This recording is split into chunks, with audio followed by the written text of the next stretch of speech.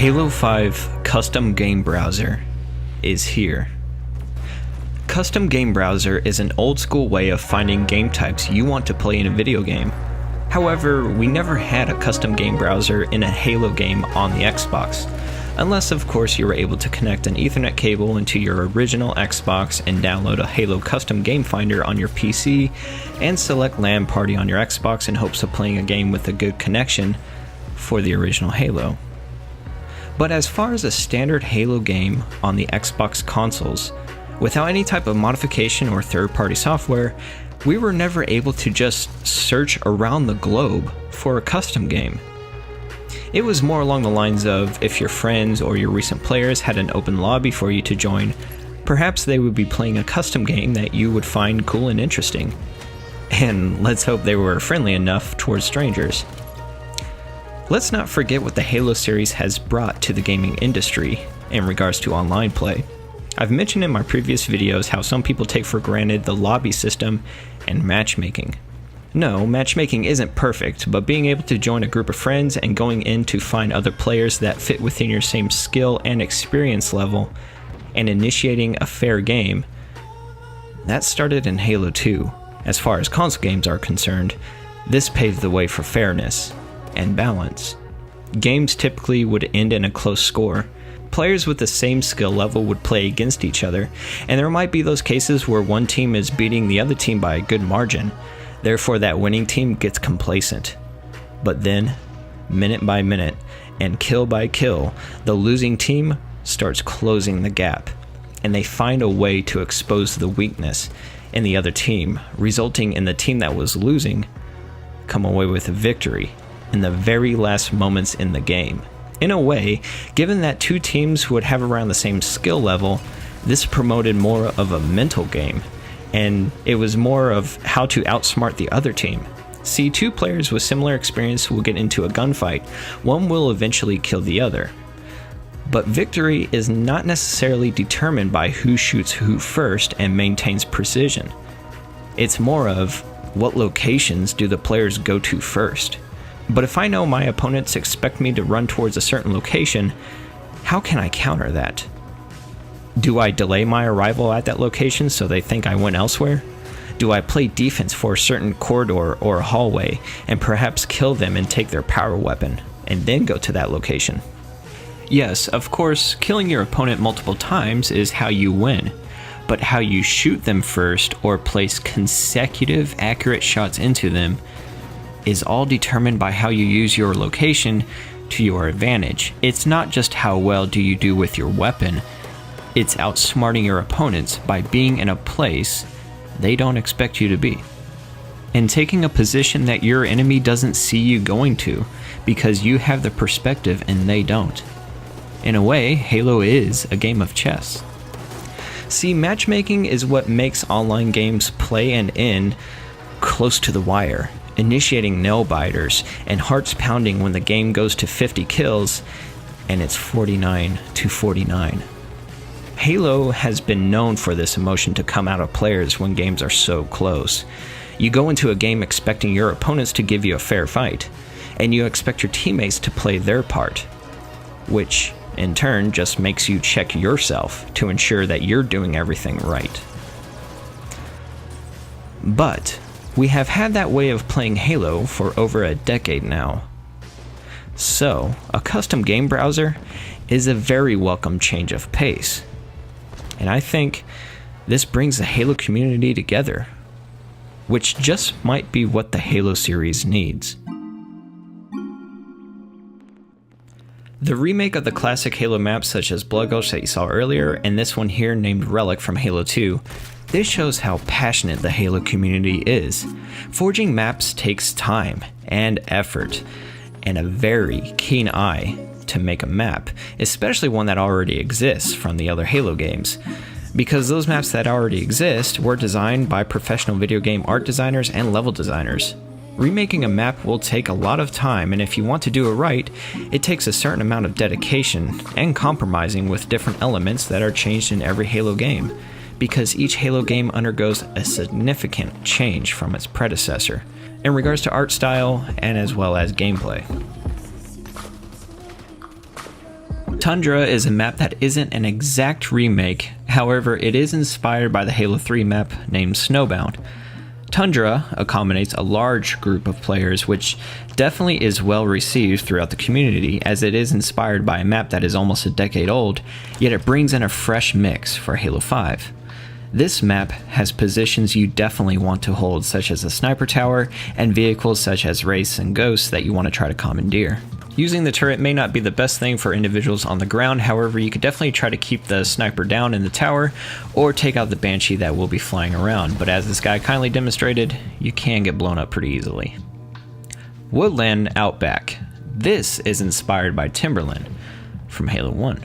You can easily tell that by the design of the two bases, with the first story being a narrow hallway with a T-type intersection causing you to go out to the right or left side, or you can go to the second story for an advantage of distracted vehicles or distant snipers. Either way, where this map really shines and shows how different it is by how spacious the map is, yet you are concealed by numerous natural tree trunks and rocks and cliffs.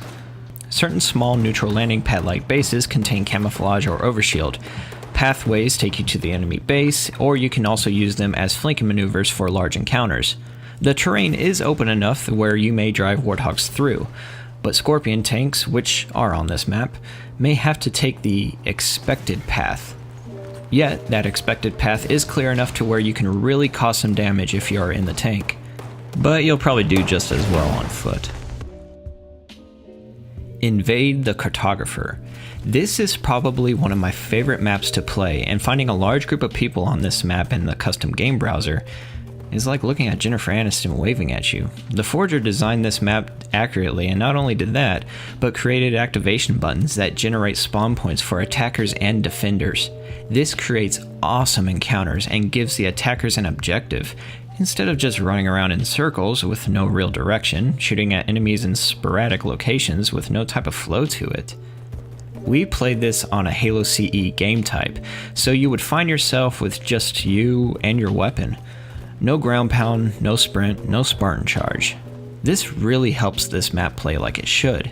Even the Warthog stays intact no matter how many explosions are set off under it, just like in the original Halo. The Warthog is a very valuable vehicle to take advantage of in this map. I absolutely love this map and I can't wait for the next time to play it. The aesthetic appeal looks very accurate and the Forerunner structures look amazing.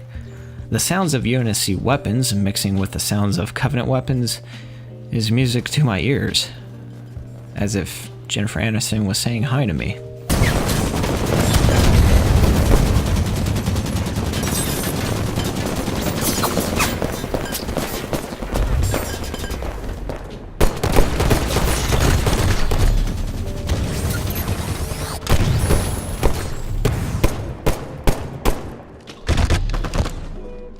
When you spawn as defenders, you will spawn in a location that might confuse some of you if you haven't played a lot of custom games on a Forged map before. You will spawn in a room that will have numerous Covenant weapons to choose from. Then there is a teleporter for which will take you to the appropriate location where the battle is being held. That's why as a defender, it is important that you make up your mind quickly and get out to the battlefield so the attackers do not just rush the area and possibly activate the next location without you being there to defend it. Communication is key on this map, and you cannot play this game like you've played other Halo 5 game types, because like I said before, your Spartan abilities do not carry over in the appropriate game type for this map.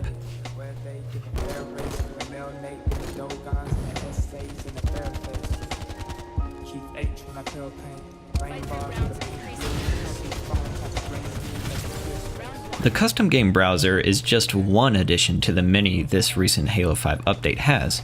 Warzone Firefight has an additional game mode where the enemy is set to heroic, whereas opposed to the original setting was pinpoint accuracy from 300 yards away with a plasma pistol with much faster projectiles for every weapon and 2 times the damage, as well as the most protective armor in the world, deflecting and evading nearly all of your bullets. Legendary.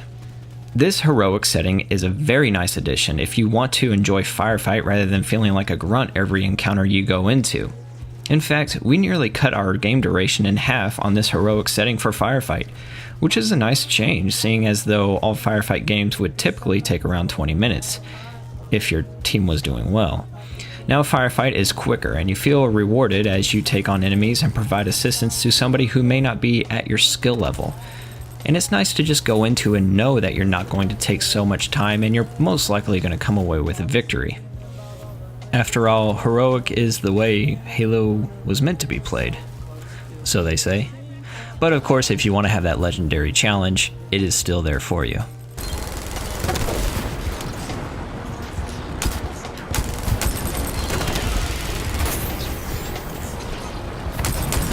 Let me close this video with some advice for those of you who may want to kick your soda habit if you have one. Gamers these days range from all sorts of ages, so those that are 21 or over, their choice of beverage while playing video games, it might in fact be beer.